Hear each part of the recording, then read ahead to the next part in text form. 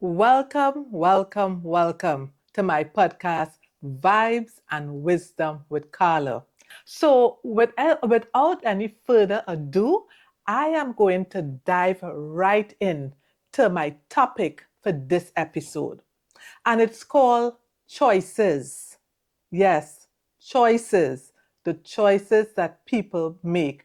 And why is it important for me to share this? Because I realize it is so easy for people to blame every and anything when life does not go the way they would like it to. Or when they are faced with adverse situations, they blame Jack, Jill, Tom, Harry, Cathy, everybody else other than doing some self reflection and introspection. Because I realize it's easier for people to pass the burden of guilt onto someone else for choices that they have made or choices that they have allowed somebody else to make for them. So when they are faced with the consequences, and those consequences are very negative and could be devastating, impactful, not in a good way, they decide to shift the blame and dodge the bullets. All right? And say, you know what? It's easier to look outside of me. But I am here to tell you that your life will respond to the choices that you have made over a period of time.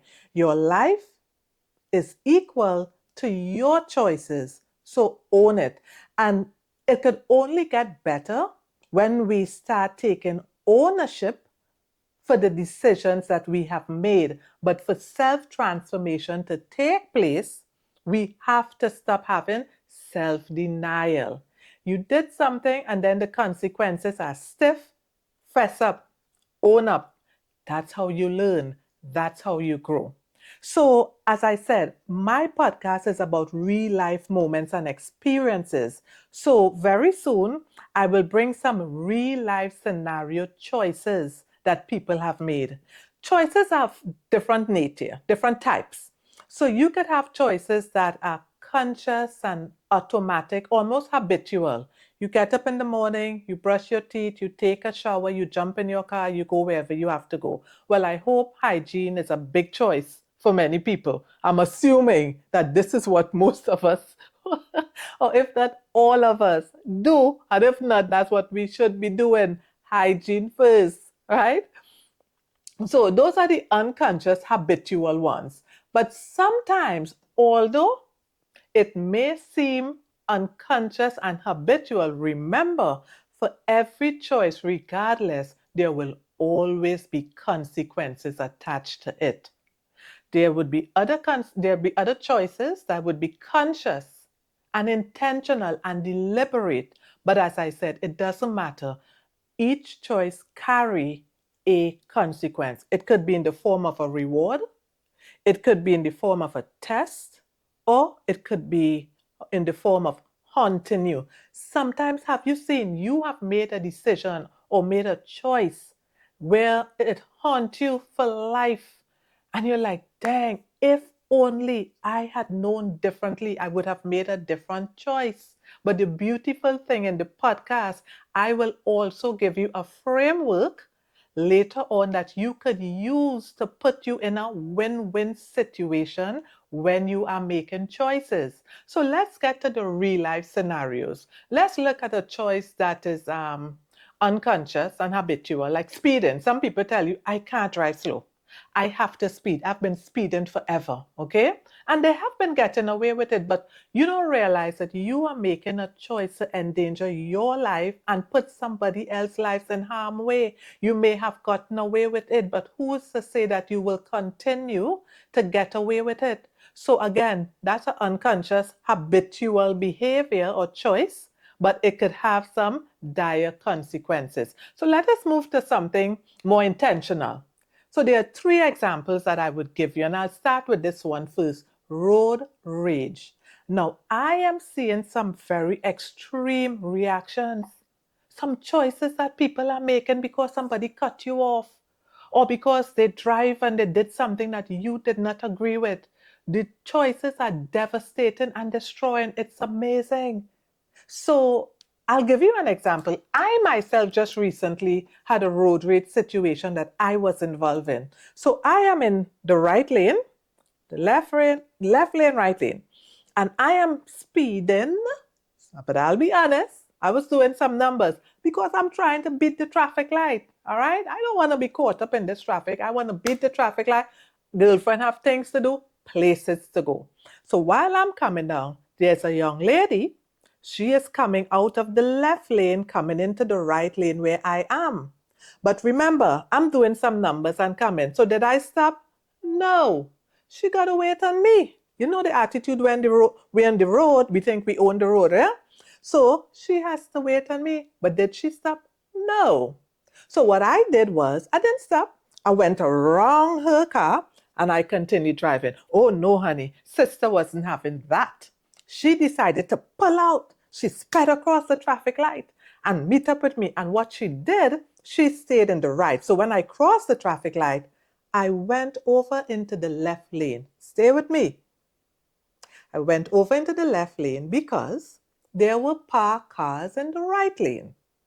So she sped across and she went into the right lane and she angled her car in such a way when I am ready to drive off, you already know what she would do. She would come in front of me in that little space. At that time, I was almost emotionally hijacked. I wanted to do what? I wanted to drive up so that she can't cut me off. But then I said, Carla, you have to make a choice right now.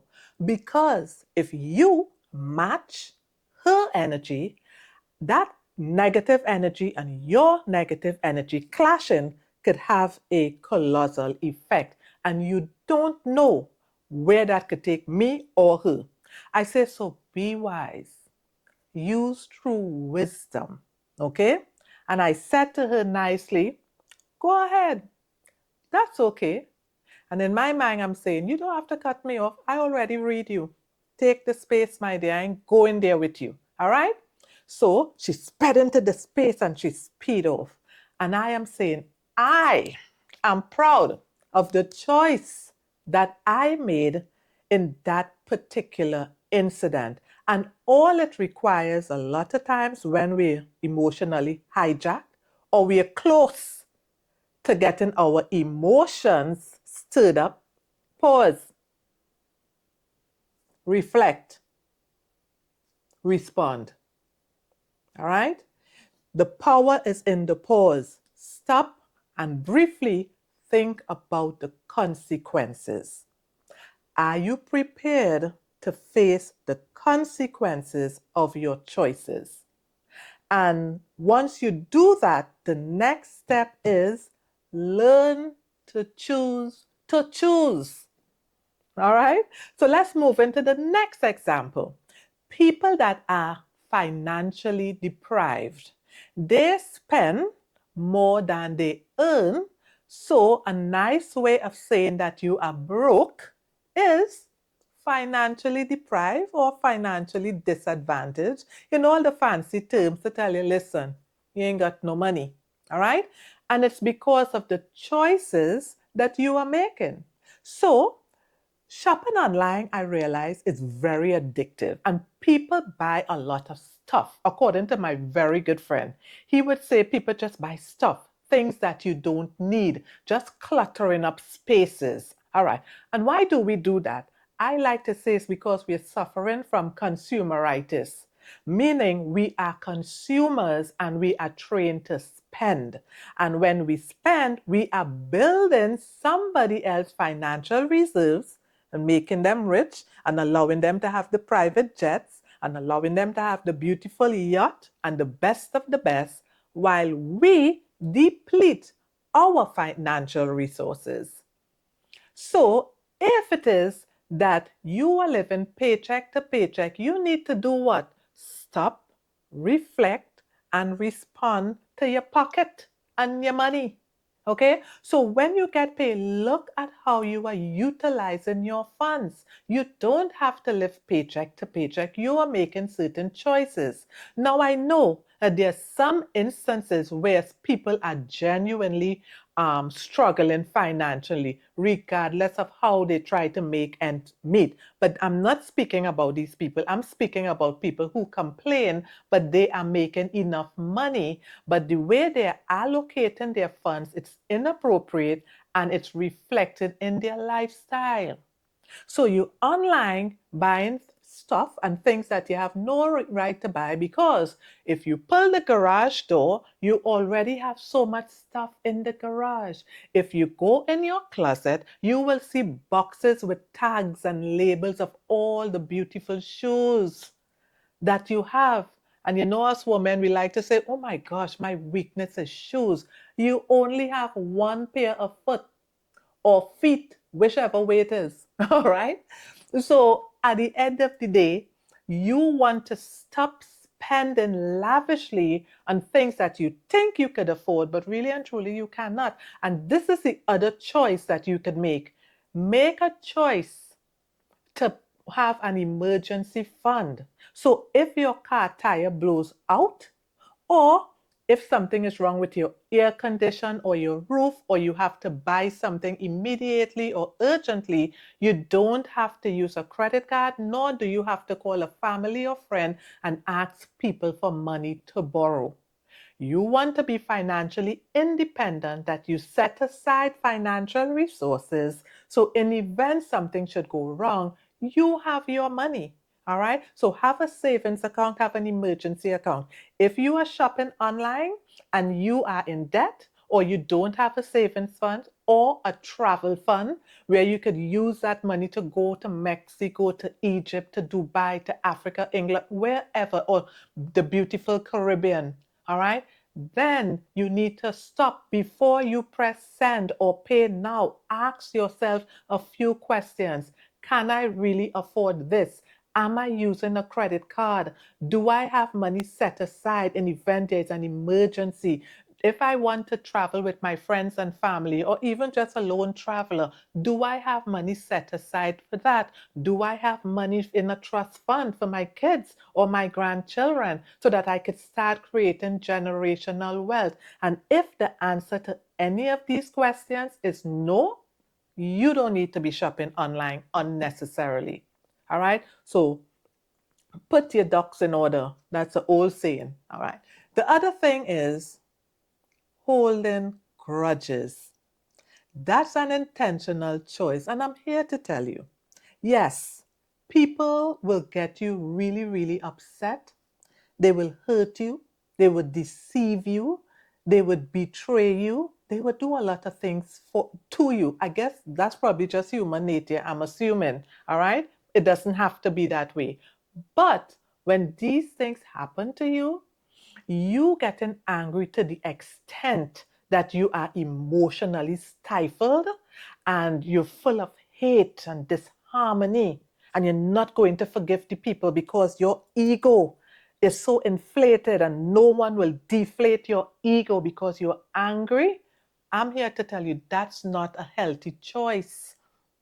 All you're doing is increasing your cortisol levels and creating more stress for yourself. And with stress, there's some serious ramifications. So why not uh, release, forgive? Actually, when you forgive, what you're doing is not necessarily reconnected. Not necessarily. When you forgive, you could release and forget and heal and move on. Because that person that you holding the grudge against and you're angry with, that person is living life, enjoying life, loving it, traveling, eating well, dressing well, in the best health. And here you are making a choice to drink poison and hope that the other person will die. It doesn't work like that. So if those are some of the choices that you are making, I am here to tell you, let it go. It's not wise. And I believe if we start being very conscious as I said earlier, start taking responsibility for some of our choices so that we could have self-transformation, you would realize that a lot of the choices that people are making will have a different impact. So let me break it down some more. You would start seeing a decrease in unwanted pregnancies because, yes, you have to make a choice. That's a process. Getting pregnant is not something you just look up in the sky and boom, belly get big. Doesn't work like that. All right. So you would see a decrease in unwanted pregnancy. You would see a decrease in abortion rates. You will see a decrease in domestic violence. Why? We will not allow ourselves to become emotionally hijacked and the default is anger. No, we would start making wise choices. And I am going to show you in a few minutes how you can make wise choices that the outcomes would be outcomes that you would be very proud of. All right. You would also see a decrease in fatal accidents on the road. People make some serious, foolish choices on the road, causing the lives of others. Yeah. So let me jump right into 3 steps that I would encourage you to use. I call it the AAA framework. You want to assess and analyze the situation.